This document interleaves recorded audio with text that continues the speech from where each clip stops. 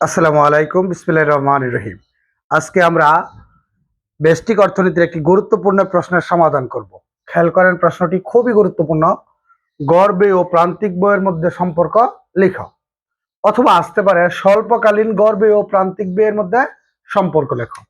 হ্যাঁ, অথবা আসতে পারে এসি ও এমসি এর মধ্যে সম্পর্ক লেখো। তাহলে যদি শুধু এসি লেখা থাকে তাহলে এটা হচ্ছে স্বল্পকালীন গড় ব্যয়, যদি এমসি লেখা থাকে এটাও স্বল্পকালীন গড় ব্যয়, আর যদি দীর্ঘকালীন গড় ব্যয় হয় তাহলে লেখা থাকবে এলএসি এলএমসি। স্বল্পকালের ক্ষেত্রে শুধু এসি লিখলে হয়, আবার এস এসি লিখলে হয়। দীর্ঘকালীন স্বল্পকালীন ক্ষেত্রে এস এমসি লিখলে হয়। কথা বুঝেন? যদি এই যে এই স্বল্পকালীনকে এইটা দ্বারা প্রকাশ করে, এটা দ্বারা, আবার এই দুটা দ্বারা প্রকাশ করা হয়। অর্থাৎ স্বল্পকালীনের ক্ষেত্রে এস শর্ট রান, এস দ্বারা বোঝায় short run, average cost, short run margin, short run marginal cost. দিলেও হয়, না দিলে হয়। তাহলে স্বল্পকালীন গড় ব্যয় রেখাকে শুধু এসি দ্বারা প্রকাশ করতে পারি, এসসি দ্বারা প্রকাশ করতে পারি। স্বল্পকালীন প্রান্তিক ব্যয় রেখাকে এমসি দ্বারা প্রকাশ করা যায়, এসএমসি দ্বারাও প্রকাশ করা যায়। কিন্তু দীর্ঘকালের ক্ষেত্রে অবশ্যই অবশ্যই এল দিতে হবে, লং রান এসসি। বুঝতে পারছেন? তাহলে এল এসি আর কি এল এমসি। একটু খেয়াল করেন প্রত্যেকে। আমরা প্রথমত আমাদের যে দুইটা কথা বলছে, একটা হচ্ছে গড় ব্যয়, আরেকটা কি প্রান্তিক ব্যয়। এই দুইটার কি লিখবো? আমরা সংজ্ঞা লিখবো। এই দুইটার যখন সংজ্ঞা লিখবো তাহলে আমরা ফার্স্টে লিখবো সমাধান। সমাধান দিয়ে আমরা লিখবো গড় ব্যয়। গড় ব্যয়, গড় ব্যয় সংজ্ঞাটা আমরা বলতেছি, আপনারা লিখে ফেলবেন। ঠিক আছে? লিখবেন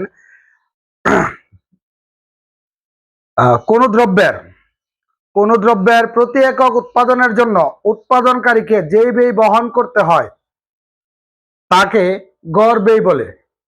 আমি আবার বলতেছি, কোন দ্রব্যের প্রতি একক উৎপাদনের জন্য উৎপাদনকারীকে যেই ব্যয় বহন করতে হয় তাকে গড় ব্যয় বলে। এইটুকু লেখার পর আপনারা লিখবেন অন্যভাবে বলা যায়, অন্যভাবে বলা যায় মোট ব্যয়কে মোট উৎপাদনের পরিমাণ দ্বারা ভাগ করলে যা পাওয়া যায় তাই হলো কি গড় ব্যয়। এইটুকু লেখার পর আপনারা লিখবেন হচ্ছে প্রান্তিক ব্যয়।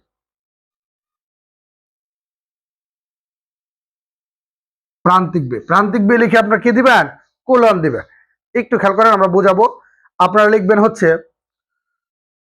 অতিরিক্ত এক একক দ্রব্য উৎপাদনের জন্য, অতিরিক্ত এক একক দ্রব্য উৎপাদনের জন্য উৎপাদনকারীকে যে অতিরিক্ত ব্যয় বহন করতে হয় তাকে প্রান্তিক ব্যয় বলে।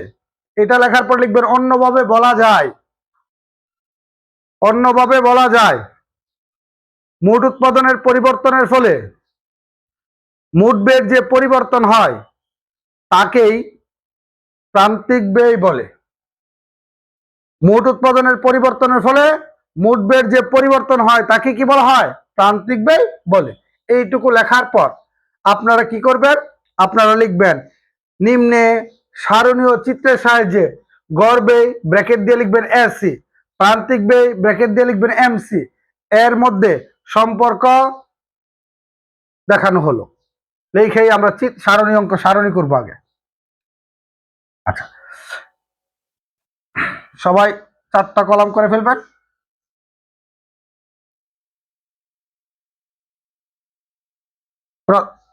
আমরা 4টা কলাম করব। প্রথমে লিখবো হচ্ছে উৎপাদন। উৎপাদনকে আমরা কিউ দ্বারা প্রকাশ করি। এরপর আমরা লিখবো মোট ব্যয়। মোট ব্যয় হচ্ছে টিসি। পরে লিখবেন গড় ব্যয়। গড় ব্যয় হচ্ছে এসি, এভারেজ কস্ট। এরপর এখানে লিখবেন প্রান্তিক ব্যয়। প্রান্তিক ব্যয়কে আমরা এমসি দ্বারা প্রকাশ করি। এইটুকু লেখার পর 6টা গড় করেন। 6।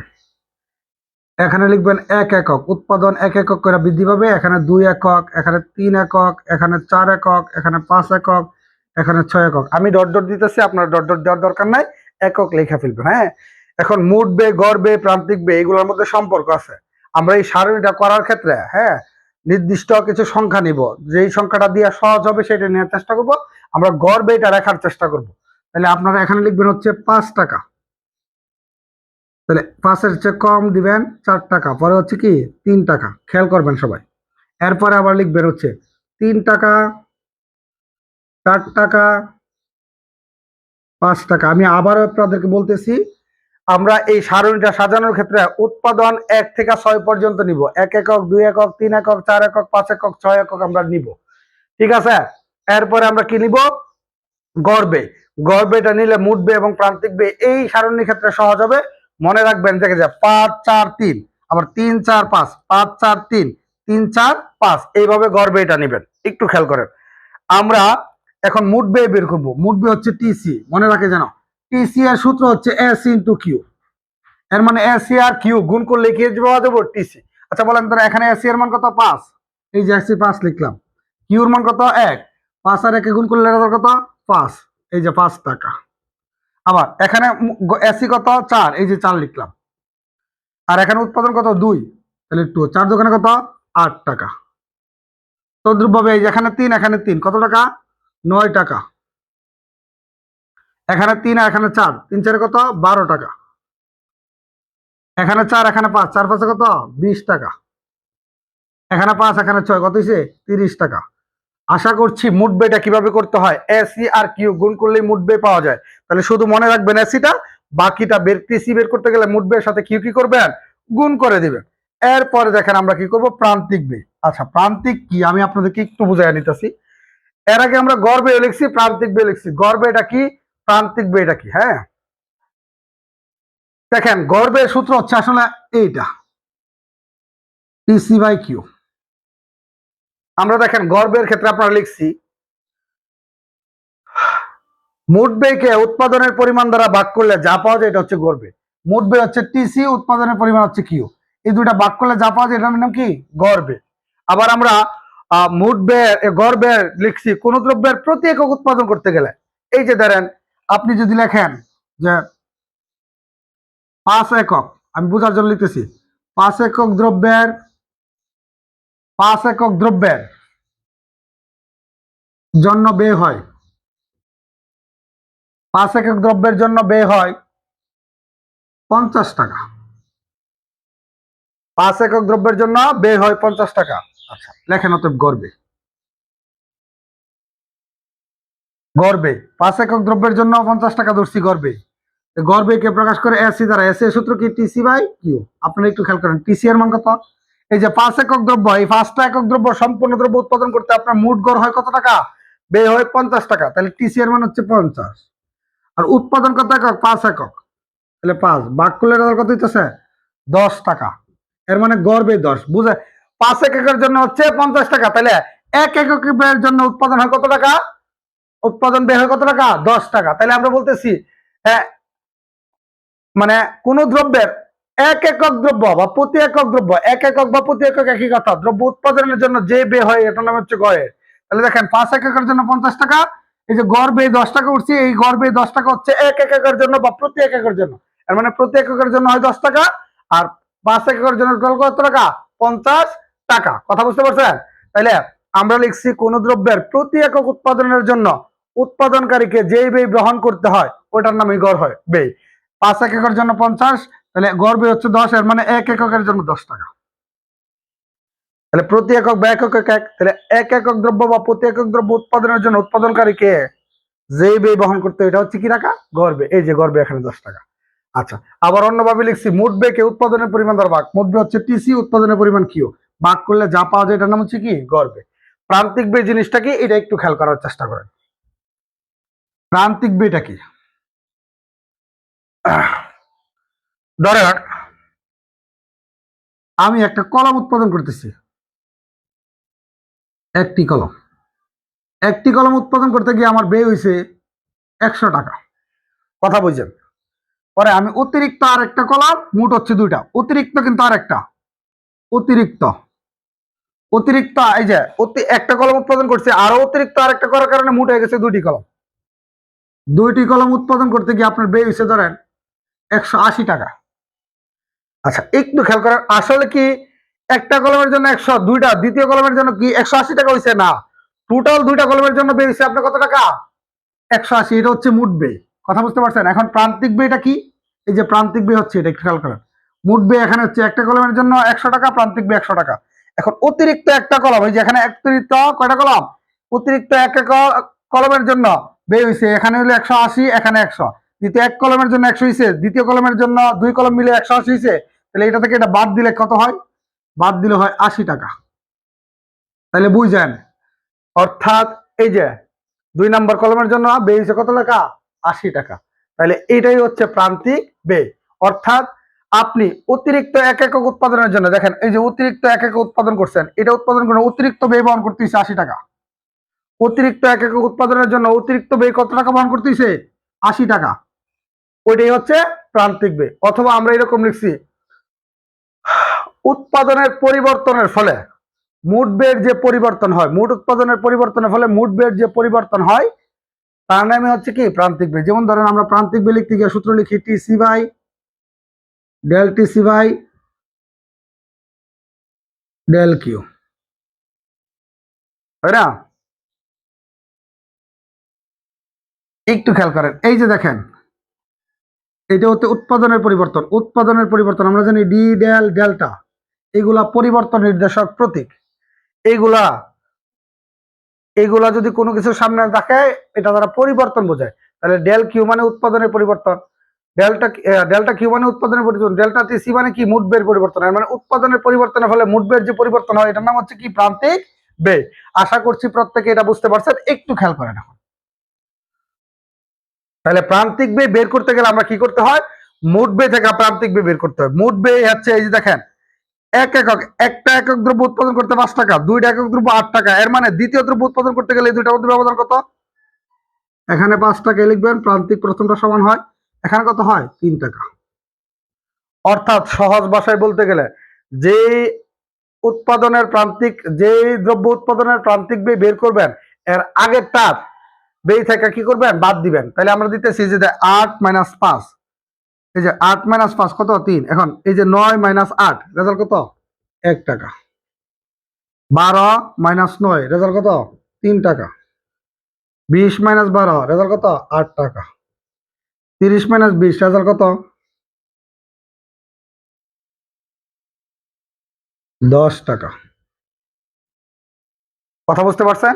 আচ্ছা, আবার এইগুলাকে যে 5 আর 3 যোগ করলে 8, 3 আর 1, 5 আর 3 8, 8 এর সাথে 1 যোগ করলে 9, 9 এর সাথে 3 যোগ করলে 12, 8 এর সাথে 9 এর সাথে 3 যোগ করলে 12, 12 এর সাথে 8 যোগ করলে 20, 20 এর সাথে 10 যোগ করলে 30। কথা বুঝতে পারছেন? এইভাবে মোট ব্যয়, গড় ব্যয় ও প্রান্তিক ব্যয় সারণীটা লিখবেন।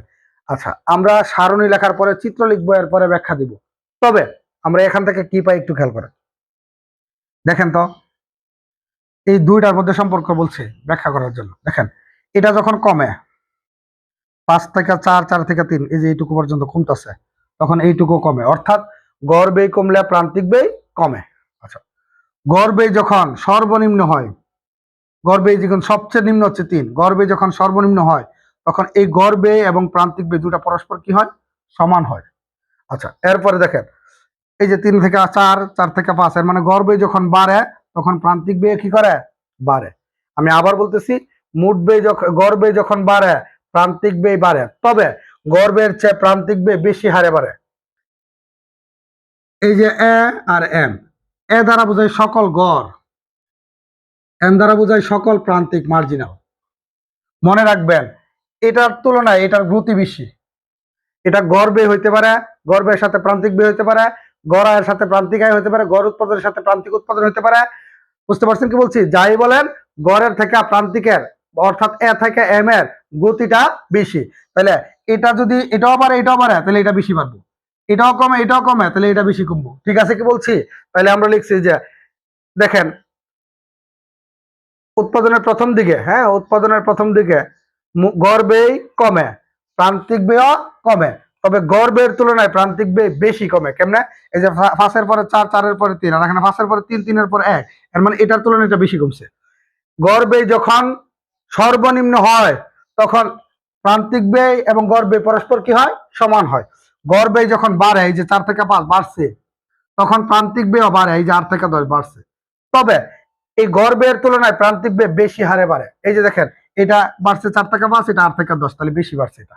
আমরা সম্পর্কটা লিখবো চিত্রের মাধ্যমে, একবারে লিখে দিব। হ্যাঁ, এখন আমরা তো বলছিলামই আগে যে চিত্র সারণীর মাধ্যমে সম্পর্ক ব্যাখ্যা করি দুইটার, তাহলে চিত্রে সারণী করছি, এখন চিত্র করব, পরে ব্যাখ্যা দিব।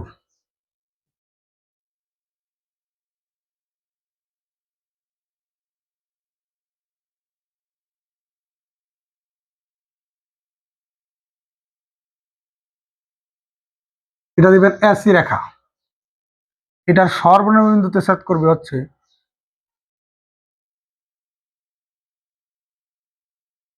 এমসি রেখা। এখানে লিখবেন উৎপাদন, লম্ব অক্ষে হচ্ছে গড় এসি, এসি এবং প্রান্তিক বে এমসি।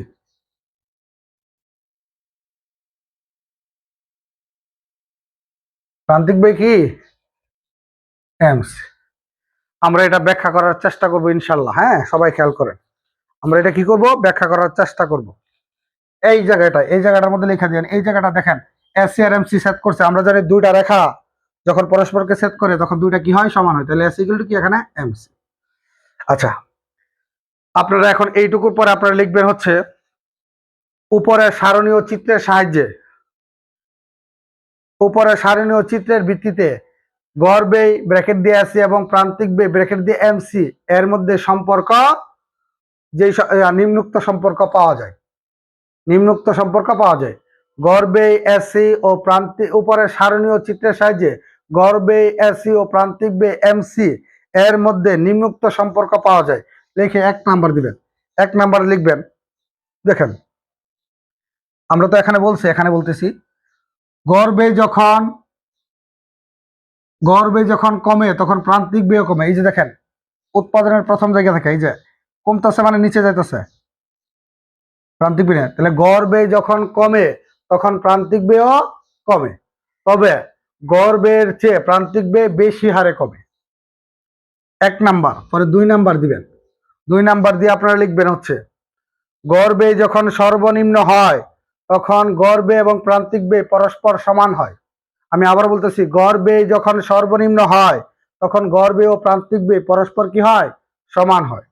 3 নাম্বার দিয়ে আপনারা লিখবেন হচ্ছে গড় ব্যয় যখন বাড়ে তখন প্রান্তিক ব্যয়ও বাড়ে, তবে গড় ব্যয়ের চেয়ে প্রান্তিক ব্যয় বেশি হারে বাড়ে। এটা লেখার পরে 4 নাম্বারও লিখতে পারেন। 4 নাম্বার দিয়ে আপনি লিখতে পারেন হচ্ছে গড় ব্যয়ের পূর্বেই প্রান্তিক ব্যয় সর্বনিম্ন হয়। গড় ব্যয়ের পূর্বে প্রান্তিক ব্যয় কি হয়, সর্বনিম্ন হয়। এই 4টা আমরা লিখতে পারি, গড় ব্যয়ের পূর্বে প্রান্তিক ব্যয় সর্বনিম্ন হয়। ঠিক আছে কি বলছি, এইটুকু আপনারা লিখবেন। এখন দেখেন আমরা বুঝাইতেছি, দেখেন এখানে তো বুঝাইলাম, এখানে দেখেন এই যে এটা হচ্ছে গড় ব্যয়, গড় ব্যয় যখন কমতেছে প্রান্তিক ব্যয় কমতেছে, অর্থাৎ গড় ব্যয় আর প্রান্তিক ব্যয় দুইটা কি করে, এমসি মানে প্রান্তিক ব্যয়, এসি মানে গড় ব্যয়। তাহলে গড় ব্যয় যখন কমে তখন প্রান্তিক ব্যয় কমে, কমে মানে নিচে নামে। আচ্ছা, 2 নাম্বার এইখানে দেখেন কোনটা বেশি কমে, এই যে গড় ব্যয়, এই জায়গায় গড় ব্যয় উপরে প্রান্তিক ব্যয় নিচে, এর মানে গড় ব্যয়ের চেয়ে প্রান্তিক ব্যয় বেশি কমতেছে, বেশি হারে কমতেছে। গড় ব্যয় যখন সর্বনিম্ন হয়, গড় ব্যয় এখানে সবচেয়ে নিম্ন, গড় ব্যয় যখন সর্বনিম্ন হয় তখন গড় ব্যয় এবং প্রান্তিক ব্যয় পরস্পর কি সমান। এরপরে গড় ব্যয় যখন বাড়ে তখন প্রান্তিক ব্যয়ও বাড়ে, এই যে এটাও বাড়তেছে এটাও বাড়তেছে, তবে গড় ব্যয়ের চেয়ে প্রান্তিক ব্যয় বেশি বাড়ে। আমরা আরেকটা 4 নাম্বারটা দিলে হবে না দিলে হবে, আমরা তারপরে বলতেছি দেখেন গড় ব্যয় হয়েছে এখানে সর্বনিম্ন, আর প্রান্তিক ব্যয় দেখবেন এর আগে এই যে এই জায়গায় সর্বনিম্ন হয়েছে। তাহলে গড় ব্যয় যখন সর্বনিম্ন হয় প্রান্তিক ব্যয় তার পূর্বেই সর্বনিম্ন হয়। আশা করছি প্রত্যেকে যখন এটা করবেন গড় ব্যয় ও প্রান্তিক ব্যয় সম্পর্ক সবাই অনায়াসে পারবেন। খুদা হাফেজ, ভালো থাকবেন।